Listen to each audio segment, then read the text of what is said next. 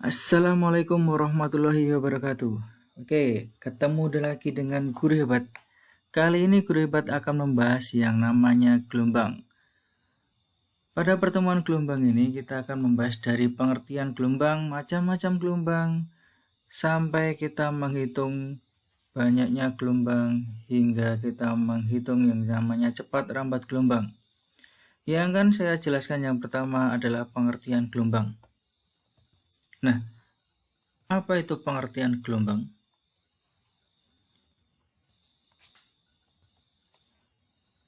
Gelombang adalah getaran yang merambat.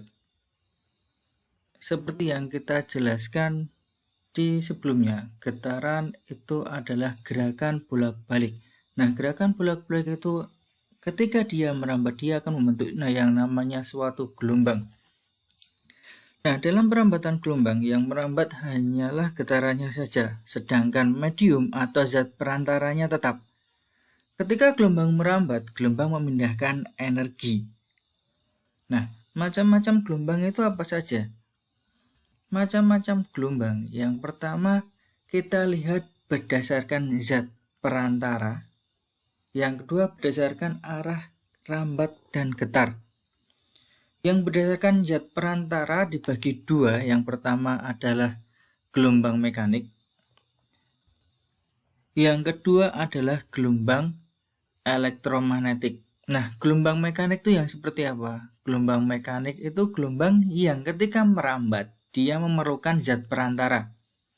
Contoh gelombang mekanik ini adalah ketika kita melilitkan sebuah tali, kemudian kita gerak-gerakan, maka tali tersebut akan membentuk suatu gelombang. Nah, gelombang itu merambat melalui tali, kemudian air, gelombang pada air, dan juga gelombang pada bunyi.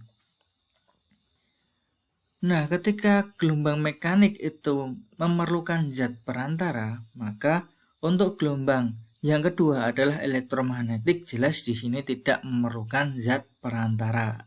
Nah, gelombang yang tidak memerlukan zat perantara adalah yang pertama adalah cahaya. Jelas cahaya tidak memerlukan zat perantara. Yang kedua adalah gelombang radio. Kemudian arah rambat dan getar ini dibagi dua juga. Yang pertama adalah gelombang transversal. Nah, apa itu gelombang transversal? Gelombang transversal itu yang arah rambatannya itu tegak lurus dengan arah getaran. Bentuknya berupa bukit dan lembah. Nanti akan kita jelaskan di slide berikutnya. Yang kedua adalah gelombang longitudinal. Kalau yang transversal tadi adalah arah rambatnya tegak lurus dengan arah getarannya, maka yang longitudinal ini adalah searah atau sejajar dengan arah rambatannya. Bentuknya biasanya berupa rapatan dan renggangan. Nah, ini adalah macam-macam gelombang. Nah, kemudian saya akan menjelaskan yang bagian berikutnya, yaitu gelombang transversal. Nah, ini adalah gelombang transversal. Yang perlu kita cermati, di sini ada bukit. Ini yang dinamakan bukit. Kemudian ada yang dinamakan lembah. Ini yang dinamakan lembah. Nah, panjang gelombang transversal itu adalah jarak yang ditempuh gelombang dalam satu periode. Nah, jarak panjang gelombang ini adalah satu bukit ini atau satu lembah ini. Ini dinamakan panjang gelombang. Jadi, segini adalah panjang gelombang. Yang titik B ini dinamakan bukit, yang titik D dinamakan lembah gelombang. Kemudian batasnya satu gelombang adalah di sini. Ini adalah batas untuk satu gelombang. Maka dalam gambar ini terdiri dari dua gelombang. Dari titik A, B, C, D, E.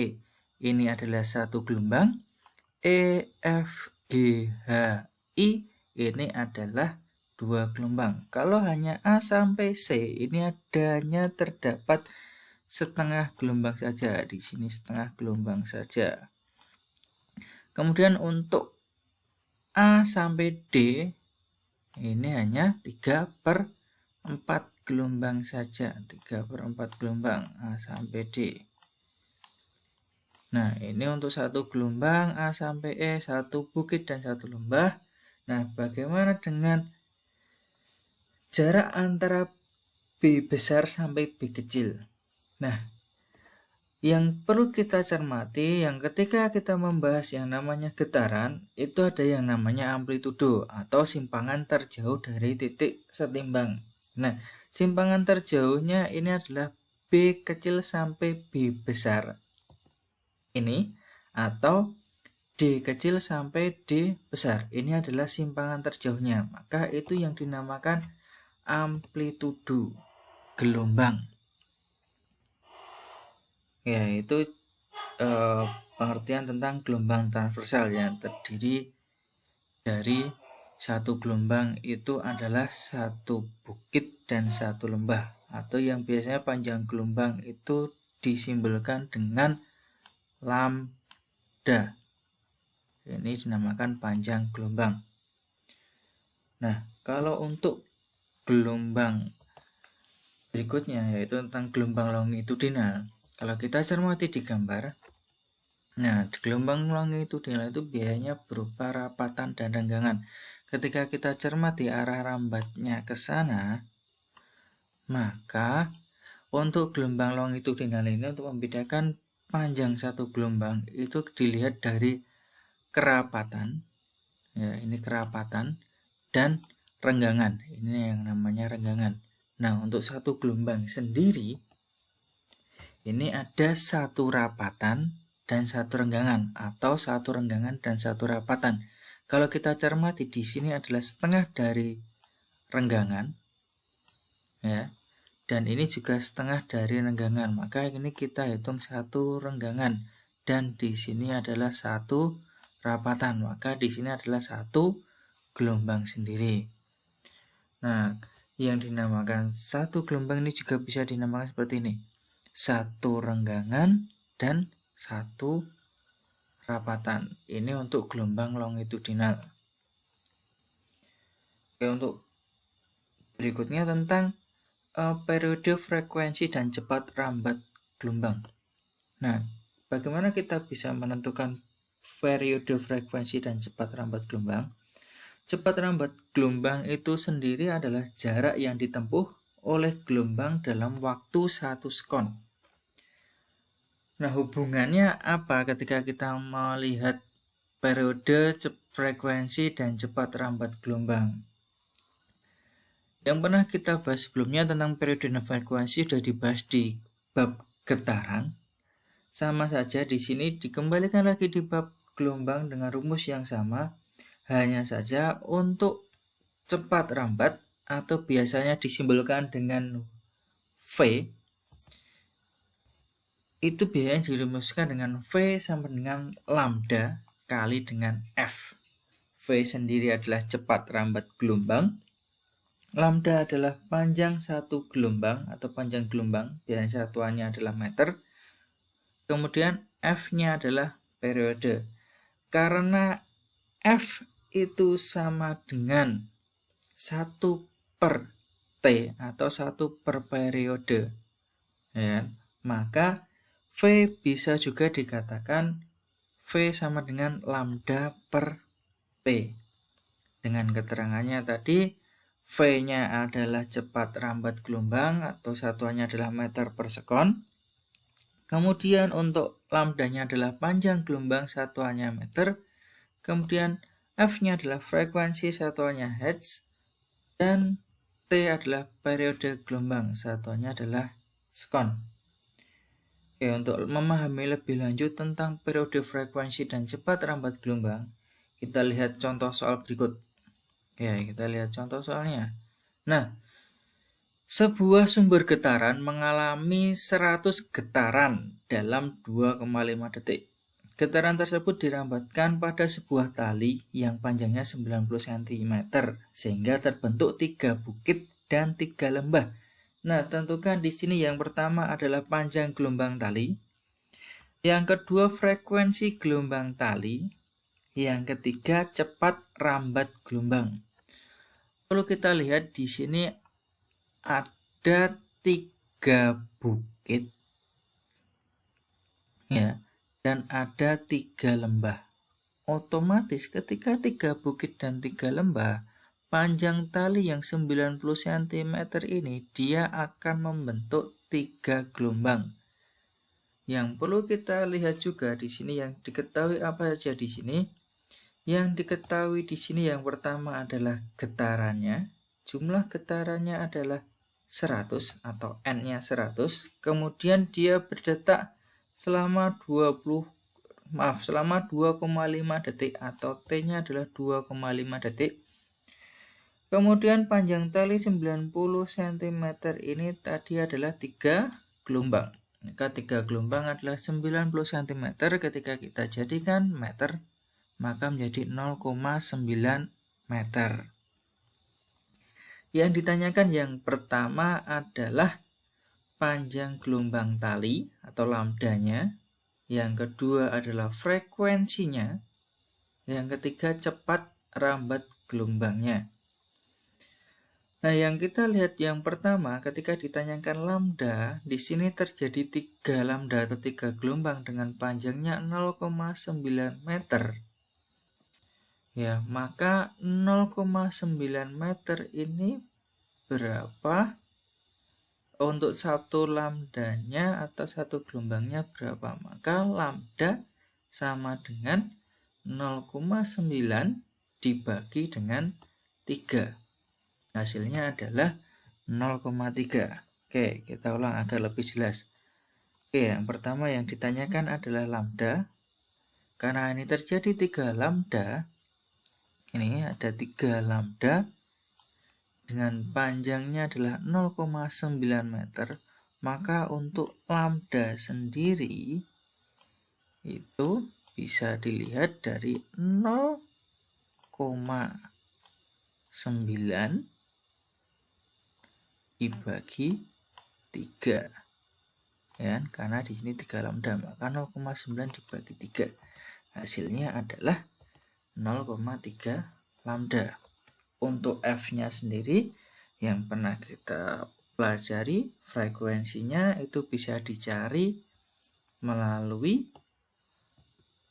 banyaknya getaran per waktu. Banyaknya getaran tadi adalah 100 getaran, waktunya adalah 2,5. Maka F-nya bisa kita tulis 100 per 2,5. 100 dibagi 2,5 hasilnya adalah 40 Hz. Ya, ini untuk F-nya sendiri. Dan untuk cepat rambat gelombang yang kita lihat tadi, cepat rambat gelombang itu dicari dari lambda dikali dengan F. Ya. Nah, lambda dikali F, lambdanya tadi adalah 0,3. Lambdanya 0,3, F-nya adalah 40, sehingga 0,3 dikali 40. Hasilnya adalah 12 meter per sekon.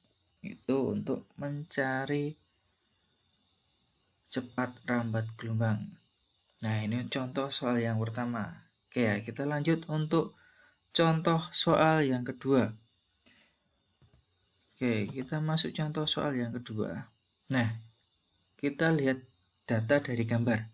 Ya, gelombang merambat pada tali dengan data seperti pada gambar. Oke, gambarnya seperti ini. Kemudian yang ditanyakan adalah periode, frekuensi, dan cepat rambat gelombang tersebut. Kalau kita lihat gambar seperti ini, yang pertama yang kita lakukan adalah jangan panik. Ya kan? Oke, dilihat seperti jalan di pegunungan berliku-liku. Ya. Kalau kita hitung kira-kira gelombang ini ada berapa gelombang? Oke, yang pertama kita hitung ada 1, kemudian ada 2, ada 3, ada 4, ada 5, ada 6. Nah, ada 6 gelombang dan waktunya adalah 1,5 sekon.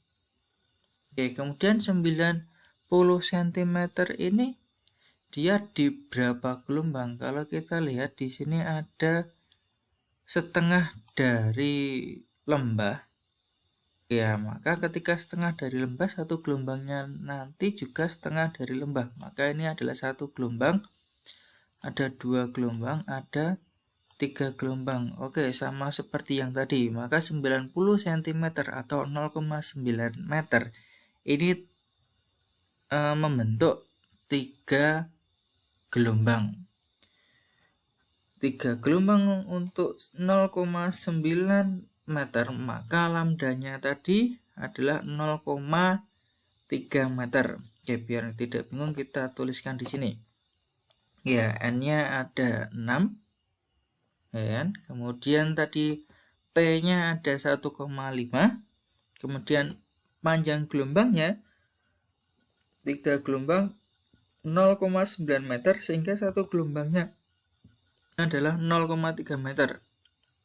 Nah, yang ditanyakan adalah frekuensi F, periode itu P, periode itu T besar, dan cepat rambat adalah V. Ini yang ditanyakan. Maka kita lihat frekuensinya. Tadi frekuensi adalah N per T. N-nya tadi adalah 6. T-nya waktunya adalah 1,5. Maka 6 dibagi 1,5. 6 dibagi 1,5 hasilnya adalah 4 Hz. Ya. Ini untuk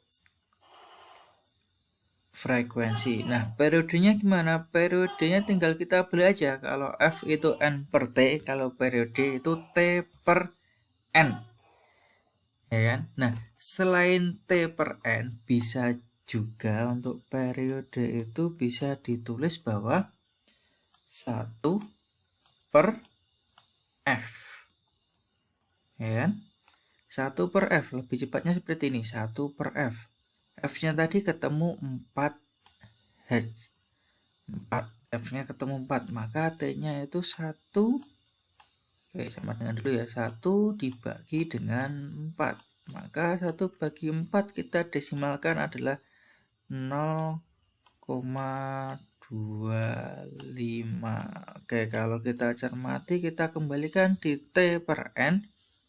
Sama atau tidak? T-nya tadi adalah 1,5, N-nya adalah 6. Oke ya, 1,5 dibagi 6 hasilnya juga 0,25 sekon. Maka bisa kita gunakan T per N atau 1/, F untuk mencari periode atau T besar.